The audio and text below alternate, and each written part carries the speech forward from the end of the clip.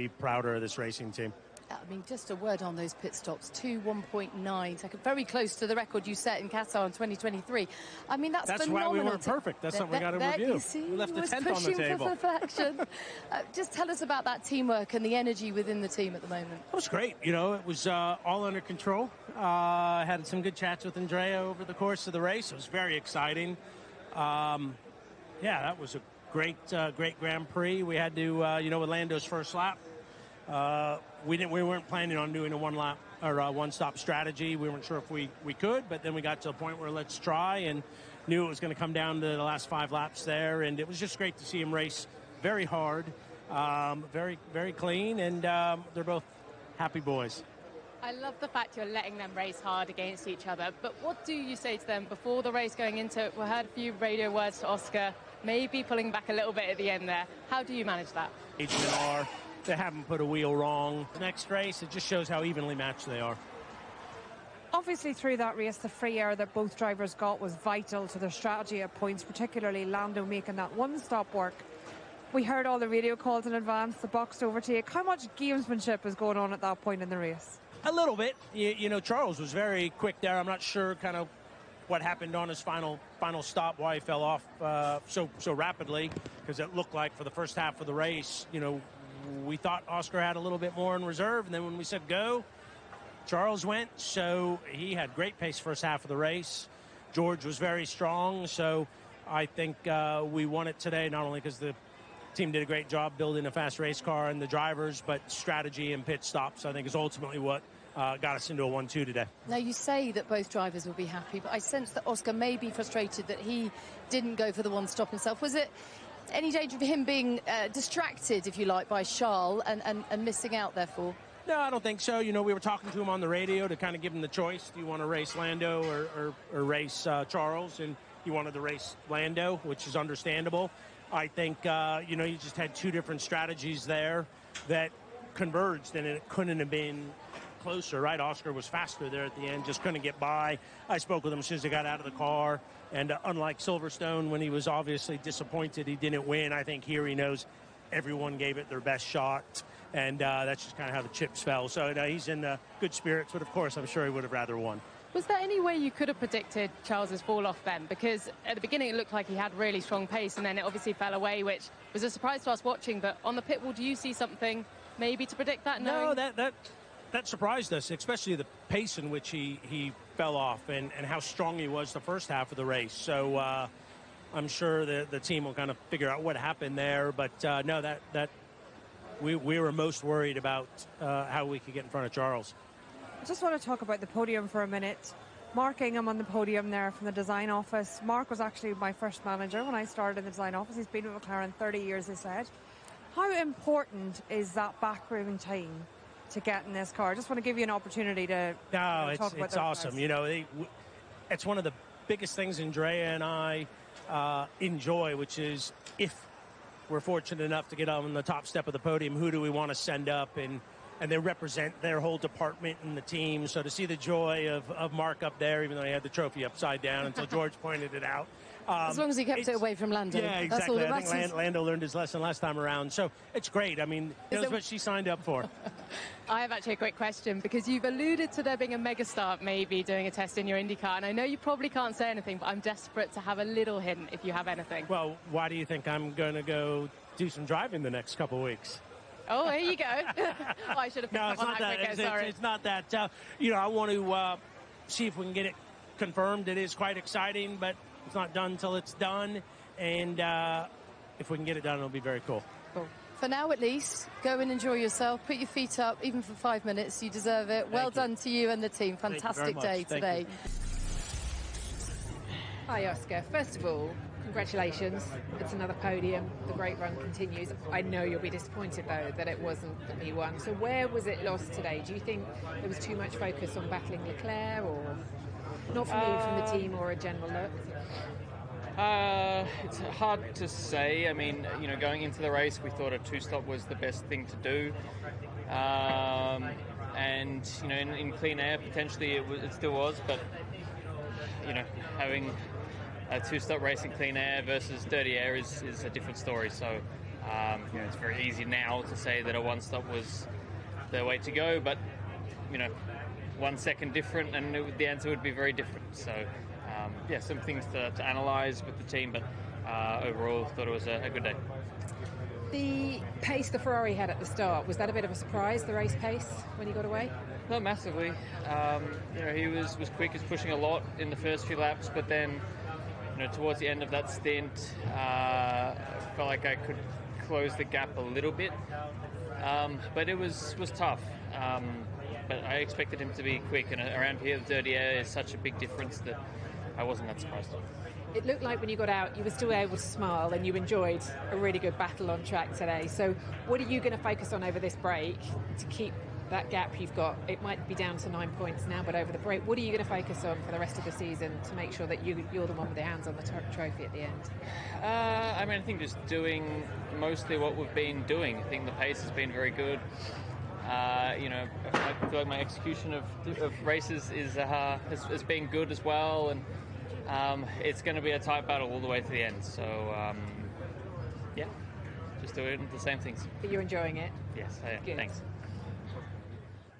Yeah, he is still managing to smile, although perhaps not so much on the podium. He still leads the championship, doesn't he, ladies, by 9 points. And actually, that was the closest winning margin, just 7/10 between him and his teammate. There's not much more he could have done, really, today.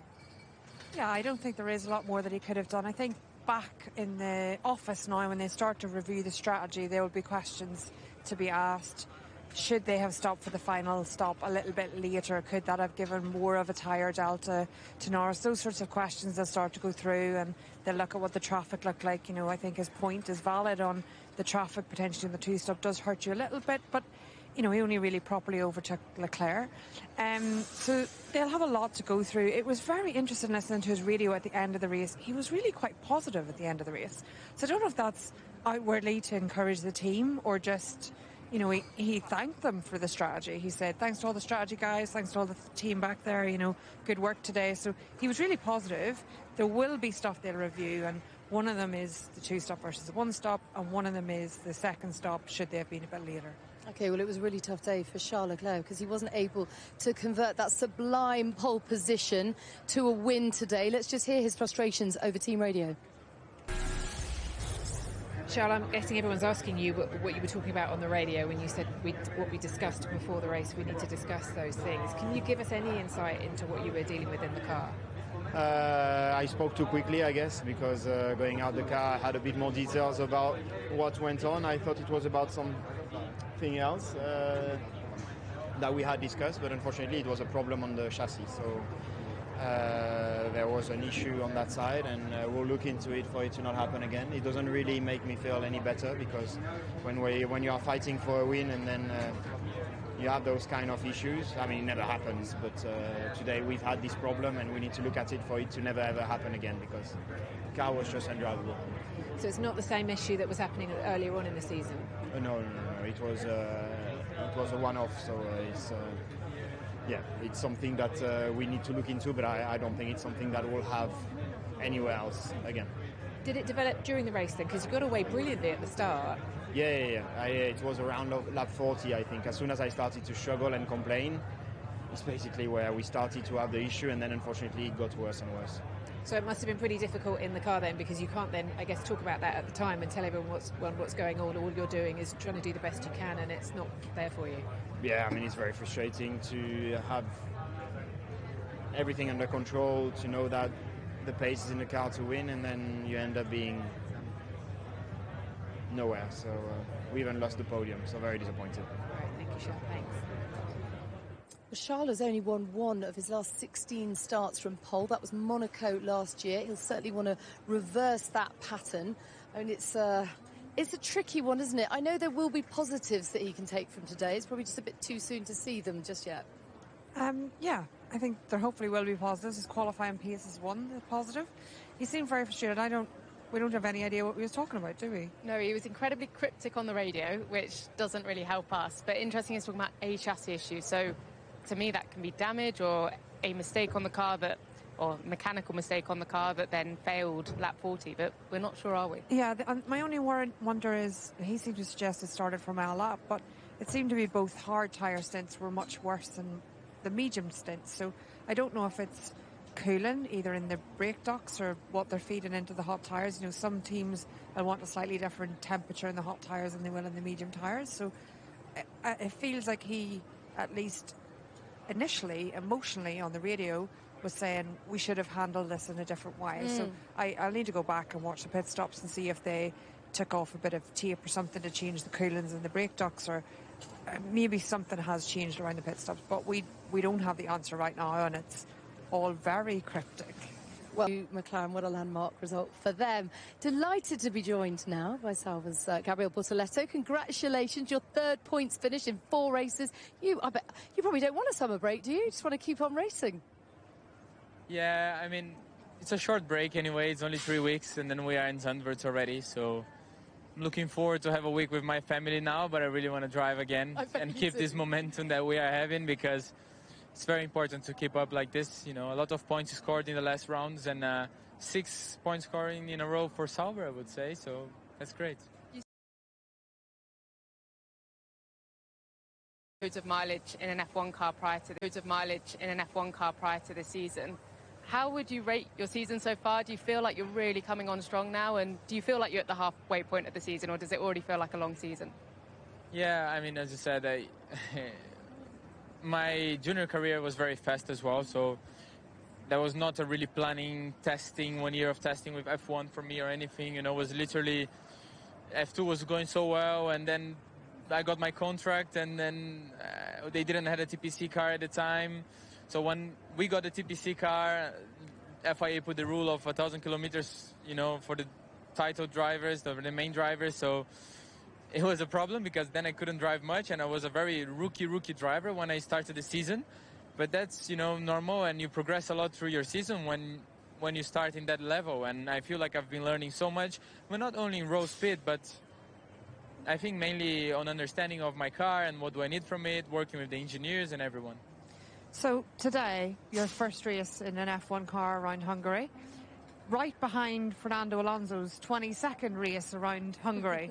So how much do you learn by following someone of that calibre so closely for 70 laps today? But not too closely, because you're not allowed to beat him, right? Because he's your mentor. Not too closely, he's your mentor. You can't beat him. Yeah.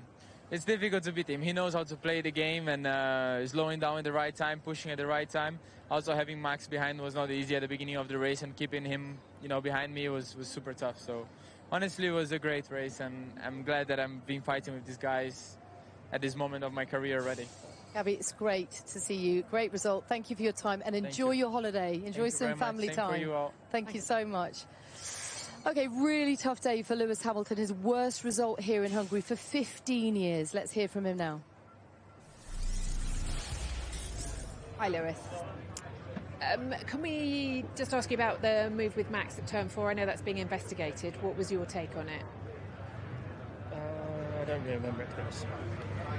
When we spoke to you yesterday, you made a comment that I know has been picked up everywhere, and you said change the driver. Can you just tell me, do you genuinely feel that way? Is there a point right now that you just don't have the answers, and so you're finding it really difficult to pick yourself up, or can you help us understand the comment a bit more? Not particularly. When you have a feeling, you have a feeling, and there's a lot going on in the background that is not great. So, yeah. Have you lost your love of racing right now? No, I still love racing. Thank you, Anne. Yeah, it was always going to be hard, wasn't it? I guess the issue with Lewis as well, certainly stepping back and looking at objectively, it was such a huge moment, him signing for Ferrari. I mean, a moment in history in the sport. And it's just been a massive anticlimax so far. Where do you think it's gone wrong for him? Yeah, I think there was a lot of hype around it. There was a lot of excitement around it. It was going to potentially be this dream team, you know, Lewis and a Ferrari, reignite his love of the sport, bring back the performances of old that we've not seen in recent years. Mercedes, you know, if Ferrari could produce a big enough car, the 8th World Championship was talked about a lot. But, you know, there was also a lot of talk about how difficult it would be to integrate to the team, very different culturally, very different car, different engine, all of these things that Lewis has been used to for so much of his career. And we're seeing some of that play out. We're seeing some of that difficulty adjustment play out. But we did see Leclerc on pole. So he's obviously frustrated that he's not getting the best out of the car, even though the car is not as good as he would like it to be. So there's these two stages happening. And it does need a bit of a reset. It will need, I don't know if the end of the year can be turned around. Obviously, Lewis hopes they can, and Ferrari hope they can. But they need to set themselves up for the strongest position they can be in next year. And I guess, well, he's already alluded to it, hasn't he, that the summer break can't come soon enough. He needs that mental reset as well. If nothing else, just to stop beating himself up. It's horrible to see him like that. It is horrible. It's hard listening. But to pick up on Bernie's point as well, I think he's in a different position as well. He's gone to Ferrari to try and win his 8th world title with a third team. He's not gone there just to try and get a few good results. He's not a young driver that, you know, is just on his way up the ladder and hoping to kind of progress his career. He wants that world title, and he knows, exactly as Bernie said, that the car's not there to win a world title, and for whatever reason he feels like he's not there at the moment either. So it's like double whammy, and I think you're absolutely right. A summer break is needed. It's not actually that much of a break, to be honest, when you actually think about how much time they get off. But hopefully he can bounce back, and we won't see him quite in this frame of mind. Yeah, hopefully just enough to press the reset button. OK, let's hear from his old teammate now, George Russell, who got his 6th podium of the year. George, huge congratulations. Were you aware that Charles was having an issue at all, or did they tell you that the pace was... Well, I saw how slow he was, so I presume something was not right. The only thing we can think of is they were running the car too low to the ground, and they had to increase the tyre pressures for the last stint because they were using an engine mode that was making the engine slower at the end of the straight, which is where you have the most amount of plank wear. So, I mean, he said to me just now it was a chassis, something with the chassis he wasn't aware of, but that's he's not going to tell you that they're close to being illegal. This is true. So, this is true. That's the only thing we can think of based upon the lap times and the engine mode they were running and stuff like that. But nevertheless, really pleased with the result. Strange weekend when you look at, if you exclude McLaren and you look at the order of sort of P3 to P13, it's quite odd. You know, you wouldn't expect Max to be so far down. Aston had an amazing weekend. So we'll take the positives, we won't get carried away with it. I mean, you capitalised on whatever was going on because you had a fantastic start. I mean, just talk us through that start, because it was quite chaotic, but you saw an opportunity and you went for it. Yeah, for sure. It was a lot going on at the start, and once I got past Lando, I kind of wanted to block him a little bit to let Alonso through, because I knew Lando was going to be too quick, but that lasted for a lap, so and I was quite happy to keep Lando at bay for the first stint. But you know, those guys are just doing an amazing job right now. They're head and shoulders above everyone, week in, week out. I don't think that's going to change much in the second half of the year, because everybody's so focused on 26. So our goal is to be best of the rest. So at the end of the race, Toto came on the radio. Great drive, George. Yeah. Does that add a 0 to the contract? And will you sign it during the summer? We've been told it's in your hands. I don't know how true that is, but I've got a boss in my hand. but does that help in negotiations? I mean, it's been tricky for you. There's been so much other talk going on, but you put in a performance like that. Yeah, I mean, I don't think today was anything sort of different to what I've shown my whole career, really. I know what I'm capable of. I got to be honest, I'm going straight on holiday tonight. I'm going to do 10 days off. And then make him sweat. No, I mean, there's nothing. He's got nothing to be worried about. I've got nothing to be worried about, and nothing's going to happen over summer, because honestly, I just want to have a rest and recharge and come back stronger for the second half of the year. But you know, there's no time pressure either way now, so it'll happen when it will happen. It's a when, not if. Yeah, it's a when, not if. You know, I'm 27 now. I've been with the team for 4 years. Next year would be my 5th. We want to build the relationship together, but it's got to be right. And I don't want to rush it. I've been waiting 12 months. I'm not going to just rush it in the course of 2 weeks. So we'll sit down when the time is right. Great job today. Have a good summer. Thanks. So was this a preventative measure to avoid disqualification on Ferrari's part?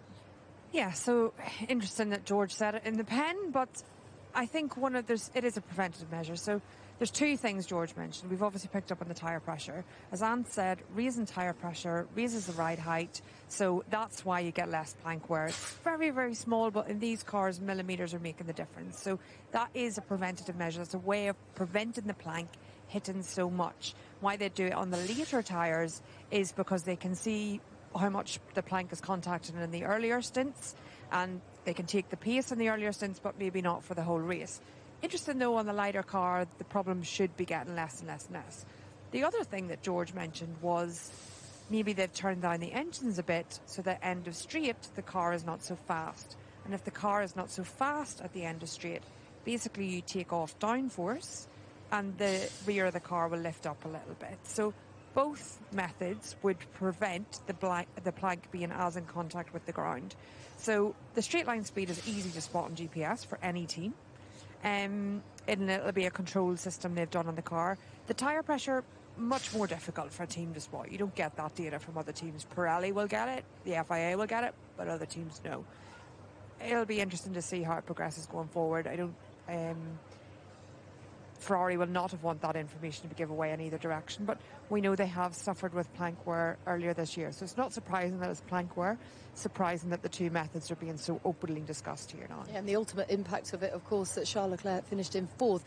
Pick up on just one point that George made about his contract. Maybe the whole Max Verstappen to Mercedes thing was just a storm in a teacup. Touched or not going into the corner, but we didn't touch. And I mean, now it's up to the stewards, right?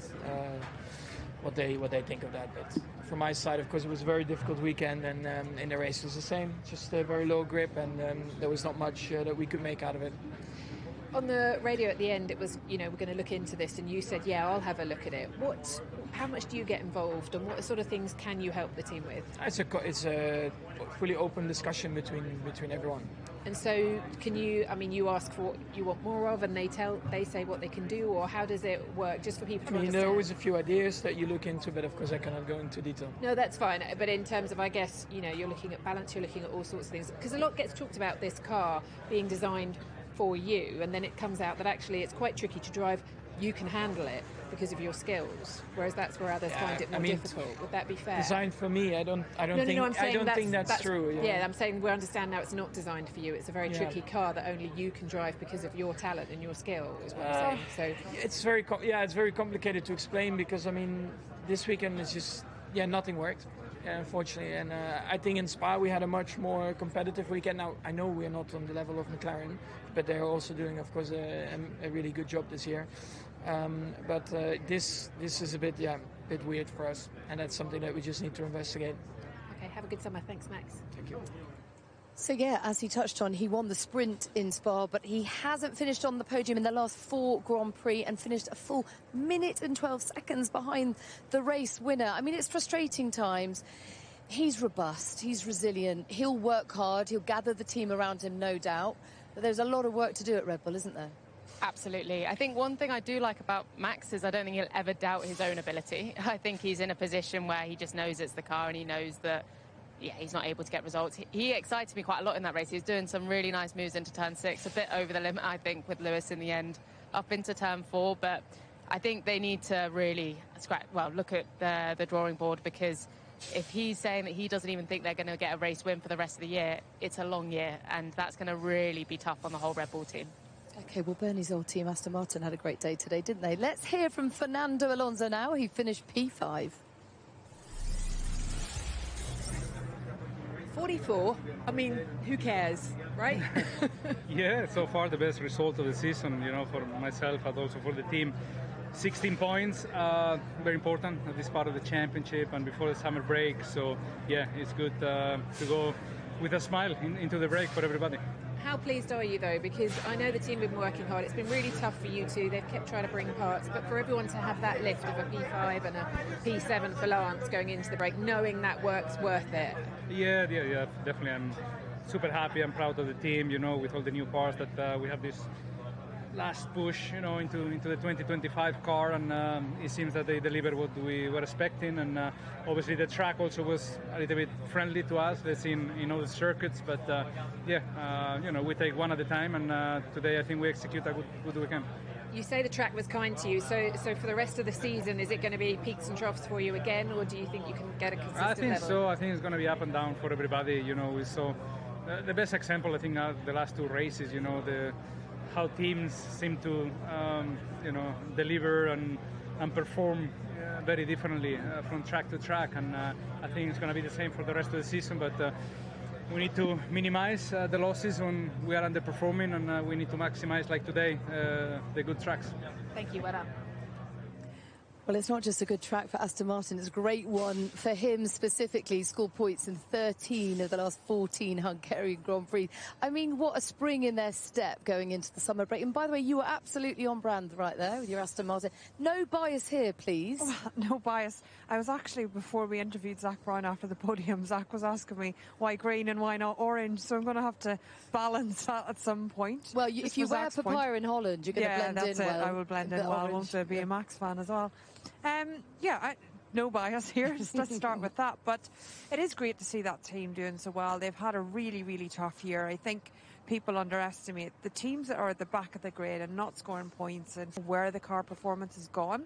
This week they've brought a new front wing. That's all that we've been told about. One new component. It's a big component, but one new component. And it seems to have revolutionised the car. It's a very different circuit to Spa, for sure. Much higher downforce, but we've been to high downforce tracks this year. We've not seen that sort of performance that we've seen from them this weekend, consistently all weekend. So they've got to be buoyed that where they have changed on the specifics of that front wing has worked.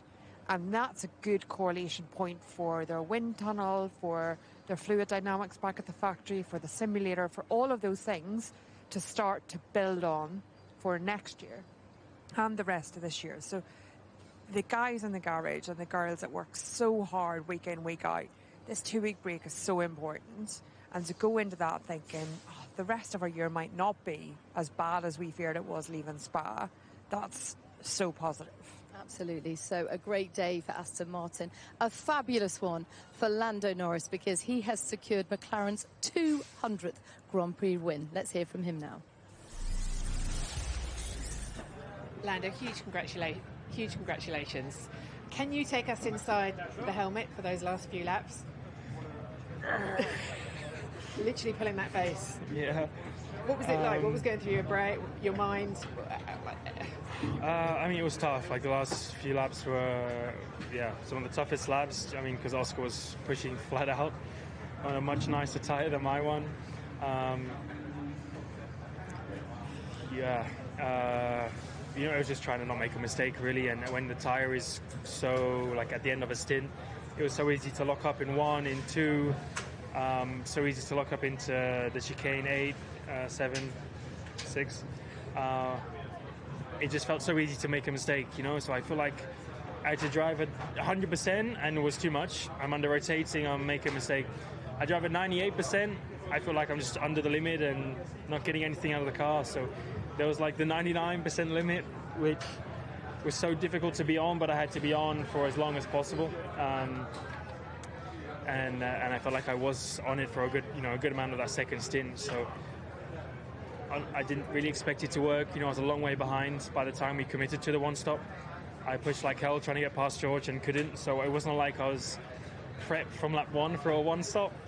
But my end of first stint was just great. The pace was very, very strong, and I just managed the tyre perfectly in the second stint. So my strength of tyre management helped me out a good chunk today. There must have been a lot of emotions in that race because the start you had, you dropped back at quite a few places. You went for it, but you did end up dropping back. So it wasn't that I went for it. I didn't try to attempt anything. It was just Oscar didn't have the best start. He was in the slipstream of Charles on the left. I had a better start, so I had to go right, but then he could stay in the slipstream. I'll look at it and see what else I could have done, but I think it was more just unlucky with how things played out ahead of me. I think literally if it worked out any other way, I could have tried to make a position up. But that's life, and we turned that little downside of lap 1 into the opportunity to do what we did today, so it worked out. How does this help with confidence, with your mental approach going into the summer break? Now the gap's 9. Does it make the summer break better? Not really. my confidence is high. I feel good. You know, I'm not lacking any of it. I don't think I need any of it at the time being. I feel good. I feel like I'm getting a good amount out of the car. Could it be better? Yeah. I still feel like there's some things I need to work on. You know, like yes, my lap one wasn't so good today, but some of my lap ones have been fine, and my starts have been okay. So, you know. But there's little on-track battle opportunities. like I'm that, not making the most of. I'm not making my life easy, and I just got to make it that little bit easier than what it is right now. But on-track battles like that with Oscar, where you come out on top, that's got to help, because each of these tiny little things will help each of you going forwards, won't they? I don't know. I'll forget about it tomorrow, and I got a test on Tuesday. Then I'll enjoy a break. I'll detach and. Yeah, then spend some time with my team on trying to work on some other things, trying to improve and see what I can do better. But yeah, I mean, a win's great. I gained some points today, but I think both of us were accepting one of us is going to win every now and then, and it's going to go to and fro for the rest of the year. So it is what it is. I got some points back today, but it's going to be full reset for Zandvoort. Well done today. Have a good summer.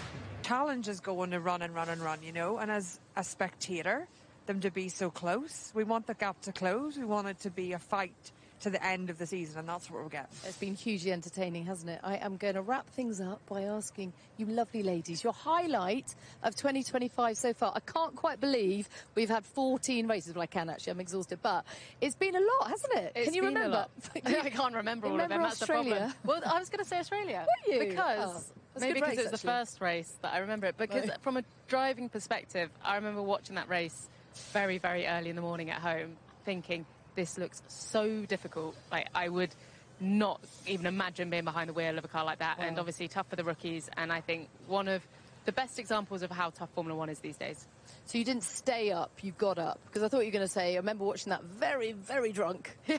Well, I hope I wasn't drunk at 6 a.m. Good. No, you got up early. Good. I got up early. Ever the professional. Bernie?